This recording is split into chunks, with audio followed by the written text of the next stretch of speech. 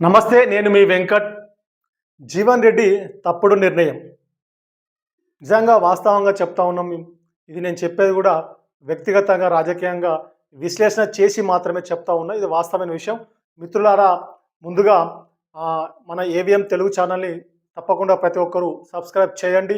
పక్కనున్న bell button నొక్కండి. ఈ వీడియోను ప్రతి ఒక్కరు లైక్ చేసి అందరికీ షేర్ చేయండి. జీవన్ రెడ్డి, మాజీ మంత్రి జీవన్ రెడ్డి వారు తప్పుడు నిర్ణయం తీసుకోబోతా ఉన్నారని ఎందుకు చెప్తా ఉన్నామంటే పదే పదే వాస్తవంగా మనం రాజకీయాల్లో మనం పూర్తి స్థాయిలో రాజకీయ అనుభవంతో, ఒక మేధాశక్తితోటి, నిజంగా రాజకీయ మేధాశక్తితోటి మనం ఒక్కసారి విశ్లేషిస్తే జీవన్ రెడ్డి చాలా సీనియర్ నాయకులు. కాంగ్రెస్ పార్టీతో వారికి దాదాపుగా 42 సంవత్సరాల అనుబంధం వారికి ఉంది. ఇంత పెద్ద సీనియారిటీ, వారు అనేకసార్లు ఎమ్మెల్యేగా, మంత్రిగా, అనేక సందర్భాల్లో వాళ్ళు ఆ జగిత్యాల నియోజకవర్గం నుంచి వారు గెలుపొందడం జరిగింది. ఇది అందరికీ తెలిసిన విషయమే. మరి ఇలాంటి 42 సంవత్సరాల అనుబంధాన్ని వారు ఎందుకు కట్ చేసుకుంటూ ఉన్నారు? వారు ఎందుకు తెగదెంపులు చేసుకుంటూ ఉన్నారు? నిజంగా ఇంత గౌరవం సరే, వారి కొంత ఈ మధ్యన జగిత్యాల ఎమ్మెల్యే సంజయ్ కుమారు కాంగ్రెస్ పార్టీతో నడుస్తున్న సందర్భంగా సరే, కాంగ్రెస్ పార్టీలో వారన్నట్టుగా కాంగ్రెస్ పార్టీలో నిజంగా అసలు జాయిన్ అయ్యారా, జాయిన్ కాలేదా అనేది పక్కన పెడితే, కాంగ్రెస్ పార్టీలో పనిచేస్తున్న సందర్భంగా జీవన్ రెడ్డికి నిజంగా ఒక్కసారి రాజకీయంగా ఆలోచిస్తే, ఇంత పెద్ద సీనియరు, ఇంత పెద్ద మేధావి, ఇంత రాజకీయ అనుభవం ఉన్నటువంటి జీవన్ రెడ్డి ఎందుకు తప్పుడు నిర్ణయం తీసుకోబోతా ఉన్నారు? ఇది తప్పుడు నిర్ణయం ఎందుకంటే, నిజంగా ఒకవేళ జీవన్ రెడ్డి కాంగ్రెస్ పార్టీకి రాజీనామా చేస్తే అది తప్పుడు నిర్ణయమే అవుతుంది. ఎందుకు అంటున్నామాట ఈ మాట? ఎందుకంటే 42 సంవత్సరాల కాంగ్రెస్ పార్టీతో అనుబంధాన్ని తెగదెంపులు తీసుకున్న తర్వాత వారి పరిస్థితి ఏందా? నిజంగా ఏ పార్టీలోకి పోతారు మీరు? సరే, ఒకవేళ బీఆర్ఎస్లోకి వెళ్తారు అనుకుందాం. బీఆర్ఎస్లోకి వెళ్తే మీ పరిస్థితి ఏంది అక్కడ? నిజంగా ఇంత గౌరవము, ఇంత సీనియారిటీ, ఇంత కార్యకర్తలు, ఇంత అనుచరులు అక్కడ ఉంటారా మీకు? ఒక్కసారి ఆలోచించండి. సరే, కొన్ని రోజులు కొత్త మురుపంలో కొంత ఆ గౌరవాన్ని ఇస్తే ఇవ్వచ్చు. కానీ అది ప్రాంతీయ పార్టీ కదా, వ్యక్తి కింద నడిచేటువంటి పార్టీ కదా. అందులో మీరు నిలదొక్కోగలుగుతారా? కాంగ్రెస్లో ఉన్నటువంటి ప్రజాస్వామ్యం, స్వేచ్ఛ, ఇన్నిసార్లు కాంగ్రెస్ పార్టీలో ఉండి కూడా అధిష్టాన తప్పులను మీరు ప్రెస్ మీట్ పెట్టి మీడియా సమావేశంలో ఎండగట్టడం జరిగింది. కానీ బీఆర్ఎస్లో ఆ విధంగా ఉంటుందా? ఆ విధంగా ఉండదు కదా. అది మీకు తెలియంది కాదు కదా. సరే, బీఆర్ఎస్లోకి వెళ్తే ఏమవుతారు మీరు?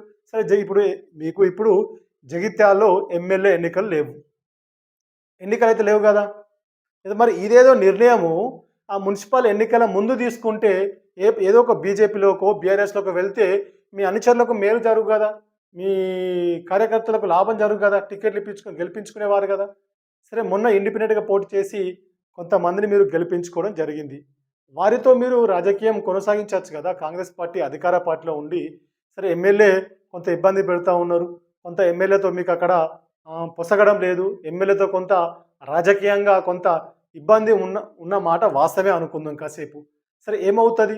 ఇప్పుడైతే శాసనసభ ఎన్నికలు లేవు, జగిత్యాల్లో ఎన్నికలు వచ్చే అవకాశం లేవు. ఇప్పుడు ఇంకా దాదాపుగా 3 సంవత్సరాల వరకు ఎన్నికల సమయం ఉంది.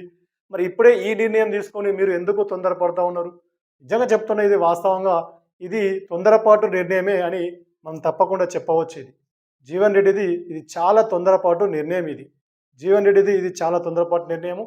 ఎందుకంటే రేపు ఏ పార్టీలోకి పోయినా వారు, జీవన్ రెడ్డి బీఆర్ఎస్లోకి పోయినా, బీజేపీలోకి పోయినా, ఇంతకుముందు ఉన్నటువంటి రాజకీయ అనుభవము కానీ, రాజకీయ సీనియారిటీ కానీ ఆ పార్టీలో ఉండకపోవచ్చు, అలాంటి అనుబంధం ఉండకపోవచ్చు.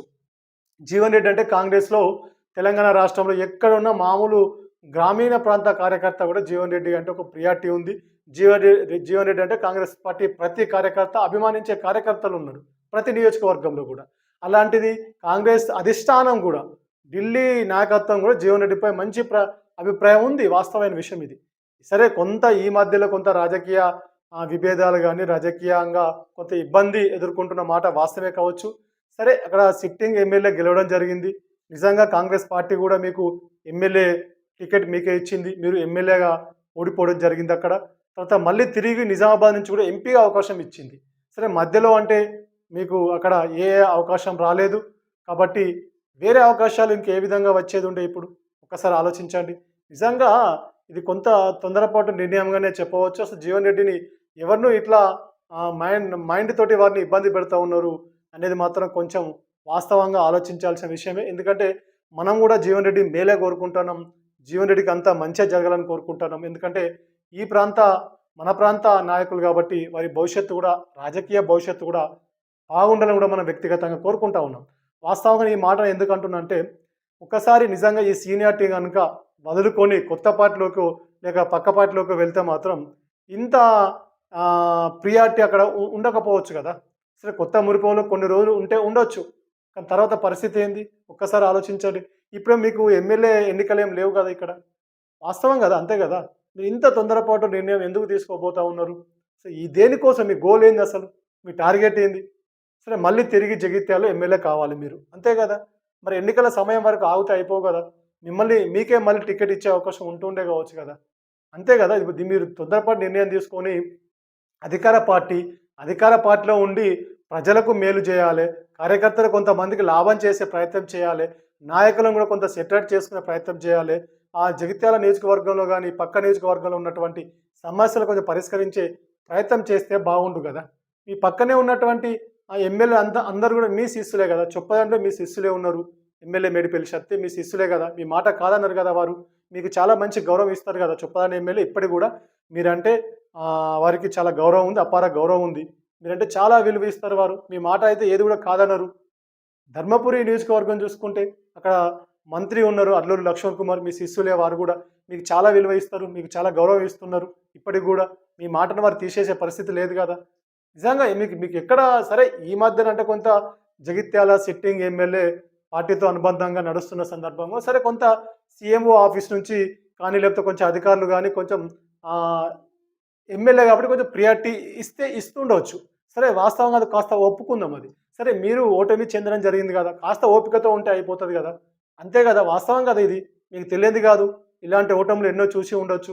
మీరు అనేక గెలుపులను చూసిన వాళ్ళు, అనేక రాజకీయాలను చూసిన వాళ్ళు, అనేక ప్రభుత్వాలను మీరు చూసిన వాళ్ళు గదా! ఇంత అతి తొందరపాటు నిర్ణయం ఎందుకు తీసుకోబోతా ఉన్నారు? ఇది వాస్తవం చెప్తున్నా నేను మళ్ళీ చెప్తున్నా. జీవన్ రెడ్డి గిట్ల కాంగ్రెస్ పార్టీకి రాజీనామా చేస్తే వారు తప్పుడు నిర్ణయం అని చెప్పవచ్చు. వారి రాజకీయ భవిష్యత్తు గూడా ఈ ఇన్ని రోజులు ఉన్న ప్రయాణం మాత్రం ఉండకపోవచ్చు. సరే మీరేమవుతారు? పార్టీ వదిలిన తర్వాత కాంగ్రెస్ పార్టీని వదిలిన తర్వాత మీరు స్వతహాగా ఎదిగే పరిస్థితి ఉందా నిజంగా? ఎదిరించే పరిస్థితి ఉందా? మీరు నిజంగా స్వంత వేదికను ఏర్పాటు చేసుకొని నడిపించేంత శక్తి, సామర్థ్యం ఉందా అది? ఆ విధంగా లేదు కదా! మరి ఇంకొక వ్యక్తి కిందికి లేకపోతే ఇంకొక పార్టీ కిందికి పోయి మళ్ళీ జెండా మార్చి, ఆ కలర్‌లు మార్చుకొని, రంగులు మార్చుకొని మళ్ళీ పని చేయడమే గదా! మళ్ళీ గదే జగిత్యాలలో పని చేస్తారు గదా మీరు. అంత మీరు టెన్షన్ పడాల్సిన అవసరం లేదు వాస్తవంగా. సరే కొన్ని రోజుల సమయం ఓపికతోటి వెయిట్ చేస్తే అయిపోతుండే గదా! నిజంగా చెప్తున్నా ఇది కొంచెం అతి తొందరపాటు నిర్ణయం అని చెప్పవచ్చు. వాస్తవంగా చాలా పెద్ద వారు జీవన్ రెడ్డి అంటే చాలా గౌరవం మనకు గూడా ఉంది. చాలా సీనియర్ నాయకులు.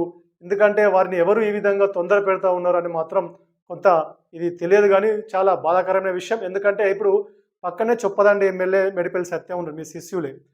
పక్కనే ఉన్నటువంటి ధర్మపురి ఆహ్, మంత్రి అడ్లు లక్ష్మణ్ కుమార్ ఉన్నారు. వారు మీ శిష్యులే. పక్కన ఉన్నటువంటి కొరుట్ల గాని ఎక్కడ చూసుకున్నా మీ అనుచరులే మీకు సంబంధించినటువంటి వారే మీ పార్టీలో ఉన్నారు గదా! సరే ఒక జగిత్యాలలో కొంత ఇబ్బంది మేరకు ఉన్నప్పటికి గూడా, మీరు ప్రతి చోట మీరు తిరగొచ్చు. ప్రతి చోట మీరు కాంగ్రెస్ పార్టీ అభివృద్ధి కోసం, పార్టీ బలోపేతం కోసం మీరు పని చేయొచ్చు గదా! ఆ విధంగా చేసి కొన్ని రోజులు ఓపిక పడితే మీకు బావుంటుండే గదా! ఇది నిజంగా రేపు బీఆర్ఎస్‌లోకి పోతే మీకు ఏం లాభం జరుగుతది? బీజేపీలోకి పోతే ఏం లాభం జరుగుతది? అదే మళ్ళీ జగిత్యాలలోకొచ్చి మీరు ఎమ్మెల్యే పోటీ చేయడానికేనా? ఇదంతా ఈ రాద్ధాంతం అంతా. ఇది ఒక్కసారి ఆలోచించండి. సరే ఇప్పుడు ఈ నిర్ణయం తీసుకుంటారు. మీరు రాజీనామా చేసే వారికి ఈ కొంత హడావిడి ఉంటది. సరే రాజీనామా చేసిన తర్వాత వేరే ఏదైనా ఇతర పార్టీలోకి మీరు వెళ్ళిన తర్వాత మళ్ళీ కొన్ని రోజులు కొంత మీడియా సమావేశాలు ఏర్పాటు చేసి స్థానిక ఎమ్మెల్యేపై విమర్శలు చేయడము, ఆరోపణలు చేయడము, లేకపోతే ప్రభుత్వంపై కొంత విమర్శలు చేసే పరిస్థితి కొంత మేరకు ఉండొచ్చు. కానీ తర్వాత పరిస్థితి ఏంది అసలు ఒక్కసారి ఆలోచించండి నిజంగా. ఎంత మేరకు పోతారు? ఇప్పుడు ఇంకా 3 సంవత్సరాల కాలం ఉంది ఎన్నికల సమయము. ఇప్పుడే అతి తొందర ఎందుకు పడుతా ఉన్నారు? సరే మిమ్మల్ని నమ్ముకున్నటువంటి క్యాడర్ పరిస్థితి ఏంది? మిమ్మల్ని నమ్ముకొని అనేక దశాబ్ద కాలాల నుంచి గూడా ఏ పదవులు రానటువంటి మిమ్మల్ని నమ్ముకొని ఒక శిష్యులుగా వారికి ఎలాంటి అవకాశాలు రానటువంటి వాళ్ళు గూడా ఉన్నారు ఇప్పటికి గూడా. మరి వాళ్ళ పరిస్థితి ఏంది? వాళ్ళ రాజకీయ భవిష్యత్తు ఏంది? మరి వాళ్ళకి ఎలాంటి మీరు హోదాను కల్పిస్తారు? చాలా ఇబ్బందులు ఎదురవుతాయి గదా! వాస్తవం చెప్తున్నా ఇది. జీవన్ రెడ్డి మాత్రం కాంగ్రెస్ పార్టీకి రాజీనామా చేయడం అనేది మాత్రం నా వ్యక్తిగతంగా అభిప్రాయం మాత్రం ఇది తప్పుడు నిర్ణయమే. కాంగ్రెస్ పార్టీలోనే కొట్లాడు. నీకు జరిగిన అన్యాయాన్ని ఎండగట్టు. కాంగ్రెస్ జెండాను వదలకు. కాంగ్రెస్ జెండాను వదలకుండా కాంగ్రెస్ పార్టీలో ఉంటూ అధిష్టానాన్ని ఎదిరించు. అధిష్టానం తప్పు నిజంగా తప్పు జరిగితే, తప్పు చేస్తే ప్రశ్నించండి. లేవనెత్తండి. గ దళమెత్తండి. కానీ మీ క్యాడర్‌ను కలుపుకొని వెళ్ళండి. మీ కార్యకర్తలు కలుపుకొని వెళ్ళండి. కానీ ఈ కాంగ్రెస్ పార్టీకి దూరం అయితే మాత్రం అది మీకు వ్యక్తిగతంగా నష్టం జరిగే అవకాశం ఉంటుంది. కాంగ్రెస్ పార్టీ క్యాడరు మీతో వచ్చే అనుచరులు క్యాడర్ కూడా కొంత ఇబ్బంది ఎదురయ్యే పరిస్థితి ఉంటుంది. వేరే పార్టీలోకి వెళ్తారు. అక్కడ చాలా రోజుల నుంచి పనిచేసిన కార్యకర్తలు, నాయకులు కూడా ఉంటారు గదా! మరి అక్కడ వాళ్ళ పరిస్థితి ఏంది? అంతే కదా! మరి అక్కడ లేని గొడవ లేని పంచాయితే కదా అక్కడ గూడా. వాస్తవమైన విషయం గదా ఇది. మరి ఈ పరిస్థితి మీకు అన్నీ తెలియదు కాదు. మీకు అన్నీ తెలుసు కూడా. మరి ఇలాంటి తొందరపాటు, ఇలాంటి అతి తొందరపాటు నిర్ణయం తీసుకోకండి. నిజంగా కాంగ్రెస్ పార్టీలో ఉండండి. మీకు తెలియనటువంటి రాష్ట్ర నాయకులు లేరు. మీకు పరిచయం లేనటువంటి జాతీయ నాయకత్వాలు లేవు. మీరు ఎక్కడికైనా పోవచ్చు. కేవలం మీరు జగిత్యాలలో ఉండి మాట్లాడతా అంటే కూడా కరెక్ట్ కాదు. సమస్యలను అధిష్టానం దృష్టికి తీసుకెళ్లే ప్రయత్నం కూడా మీరు చేయాల్సిన పరిస్థితి కూడా ఉండే. ఆ మేర చేయలేదు. కొంత అధిష్టానం దృష్టికి మీ మీ వ్యక్తిగత సమస్య గాని, పార్టీ సమస్య గాని, కార్యకర్తల ఇబ్బంది గాని, కార్యకర్తల సమస్య గాని, జగిత్యాల నియోజకవర్గ రాజకీయ పరిస్థితి కానీ, జగిత్యాల నియోజకవర్గంలో జరుగుతున్న కాంగ్రెస్ పార్టీకి జరుగుతున్న నష్టాన్ని గాని, కాంగ్రెస్ పార్టీ అధిష్టానానికి మీరు విన్నవించుకోవడంలో, వివరించడంలో కొంత విఫలమైనారని మాత్రం వాస్తవంగా చెప్పవచ్చు ఇది. మీరు జగిత్యాలలో ఉండి పదే పదే మాట్లాడడం కాదు కదా! మిమ్మల్ని కాదన్నవారు ఎవరు? మిమ్మల్ని వద్దనుకునే వాళ్ళు ఎవరు? నిజంగా చెప్పండి ఒకసారి. మీరు చాలా సీనియర్ మోస్ట్ నాయకులు గదా! మీరు ఢిల్లీకి వెళ్లి కాంగ్రెస్ పార్టీ అధిష్టానంతోటి నేరుగా మాట్లాడే అవకాశం ఉంది. మీరు మాట్లాడే ప్రయత్నం చేయాలి. తర్వాత హైదరాబాద్ గానీ, తెలంగాణ రాష్ట్రంలో ఉన్నటువంటి ప్రతి సీనియర్ నాయకులు మీకు మంచి సంబంధాలున్నాయి, సత్సంబంధాలున్నాయి. మంత్రులుగా మొదలుపెట్టుకుంటే ప్రతి ఒక్కరితోని మీకు అనుబంధం ఉంది. వారితోని మాట్లాడి చర్చించే అవకాశం ఉంటుండే. ఇవన్నీ వదులుకొని మీరు నిజంగా సరే ఏ నిర్ణయం తీసుకున్నా గూడా మరి ఎలాంటి నిర్ణయం తీసుకుంటారు? రానున్న రోజుల్లో మాత్రం తేటతెల్లమయ్యే అవకాశం మాత్రం ఉంది.